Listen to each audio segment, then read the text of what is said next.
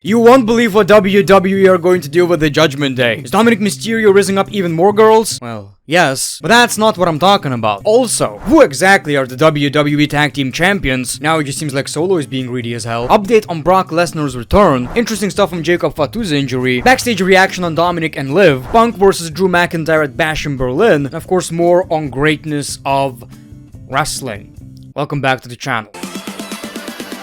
I'm old. I'm coming hard. You perv. Farming is gambling. Mama Rose. Trash. Daddy's back. Go yourself. Acknowledge me. Hey, welcome back, ladies and gentlemen, to greatness of wrestling. So, what do you want to yap about? Well, I would like to start with begging for subscribers. Nah, seriously, man, I'm on a generational run. Appreciate you checking out these videos, but if you would subscribe and like this video, oh boy. Let's talk about the Judgment Day. People, the original Judgment Day is no more. Damien is out, Rhea is out, but they have Carlito. And having Carlito is a big deal. Well, according to WrestleVotes, there are plans now to rebrand the Judgment Day now that Damien Priest and Rhea Ripley are out of the group. The leading candidate for a new name, they claim, is Street Trash. People, Street Trash. They're going to base their new name on something Gunter called Damien Priest. People, Street Trash.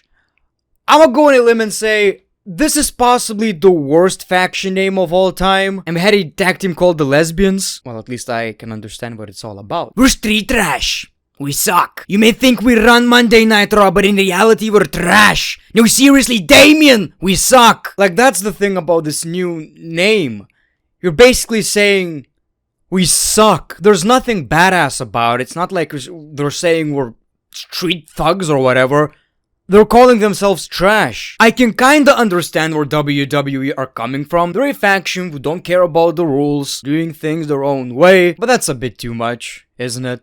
That's just a bit much. Now, seriously, do we even need a name change? What's the point? It's still the Judgment Day, it's still same music, hopefully. It's not like it's getting rebranded completely. Finn Balor is still the leader of the Judgment Day, kinda, as much as they claim they don't have leaders. So who, like, Carlito has as much power as Finn Balor? Doubt. If the name change is coming, they need something very similar to the Judgment Day. The Apocalypse! That is a terrible name, by the way, but something along those lines, right? Something spooky. Street Trash sounds something exactly like, the Rejects. The Nobodies. And you know what, people? Give me your suggestions in the comments below. I'm coming. We all know the Bloodline are the WWE Tag Team Champions, but it's hard to tell sometimes who are exactly the champions. Sometimes it's Tanga Loa and Tama Tonga carrying the championship, sometimes Jacob Fatu and Tama Tonga, while Tanga Loa is occupied by botching, and sometimes it's just Solo Sikoa holding both championships, which I understand is symbolic. You know, he's the leader of the Bloodline. In his mind, the WWE Tag Team Championships are his accomplishment. According to Wrestling Observer Radio, while WWE didn't explain as much on television, the official word from them is that the Tag Team Champions are whoever Solo picks. So, it's any two members of the Bloodline as decided by Okay, so that's kinda weird. Actually, let's check WWE.com. Well, it's actually Tama Tonga and Jacob Fatu, because it makes sense, because they actually won it in the match. That was the tag team. So people, you're trying to tell me that Tanga Loa not only botched by holding the championship like this, also having DIY's side plays, but also the fact that he's not even a champion? I love this guy more and more, like, oh my god, Botchamania extravaganza! Now, something similar to this happened before. The New Day were all champions, but also they were always listed as champions, all three of them.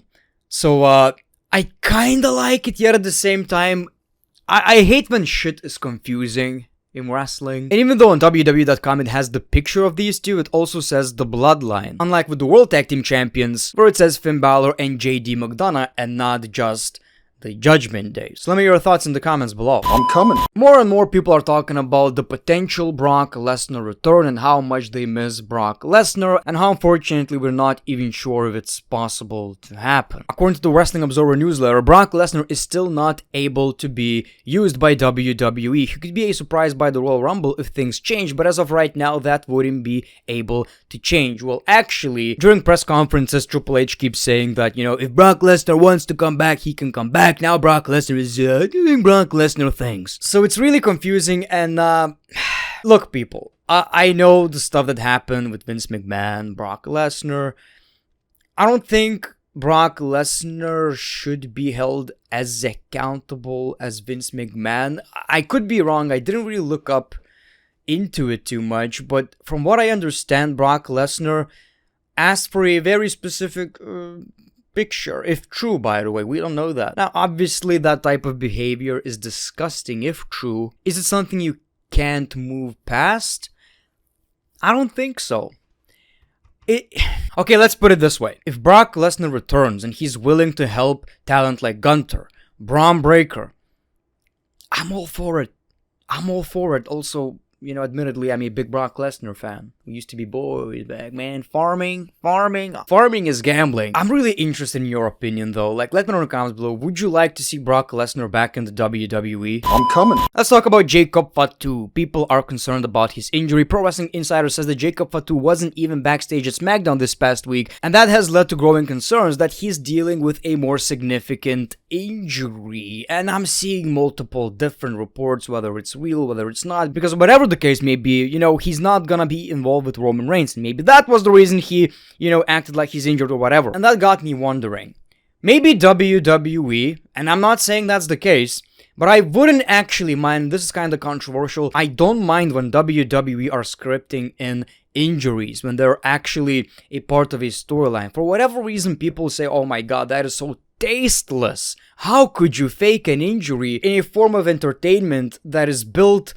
on scripted everything, basically? And this is a slippery slope because injuries do happen all the time and people don't necessarily have a problem with that when it's obvious, but when it's not obvious, people feel like they're being tricked. And lately what I'm seeing with the WWE is that they like to trick the media.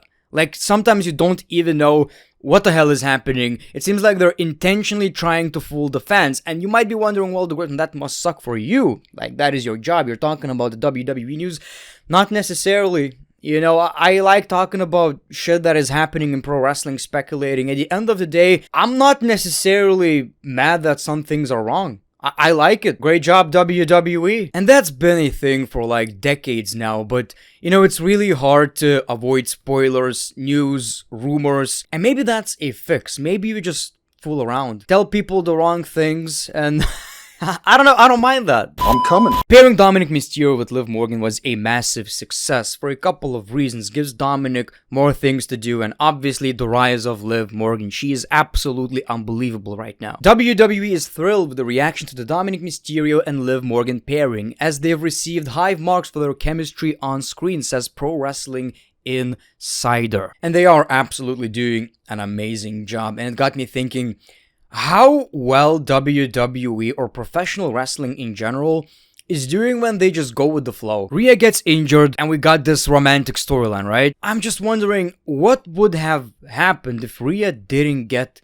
injured. In a weird way, like, that was actually great even for Rhea. She's now a babyface, something that she should have been a long ass time ago, and the fans are even more behind Rhea Ripley. Dominik is even a bigger heel. Liv Morgan is a star now. It always just absolutely blows my mind how Dominik Mysterio was the guy that wrestling fans always used to pick on, right? Oh, he's just here because he's Rey Mysterio's son, he sucks, he has no charisma, he's generic, he's basic. Now dude has more personality than 80% of the roster. Man, I absolutely love what we're seeing right. Like, Dominik Mysterio being serious yet so comedic at the same time, saying things like, she gives me nuggies whenever I want. And Rhea's reaction to all of this, like, they're being serious yet it's wild. So I'm just so happy when WWE go with the flow. I'm coming. You guys watched Raw. CM Punk attacked Drew McIntyre with a belt. He whooped his ass, right? And I speculated maybe we're getting a strap-on match. Well, Wrestling Pursuits claim the current plan is for CM Punk versus Drew McIntyre to work a strap match at Bash in Berlin. And the thing about strap matches,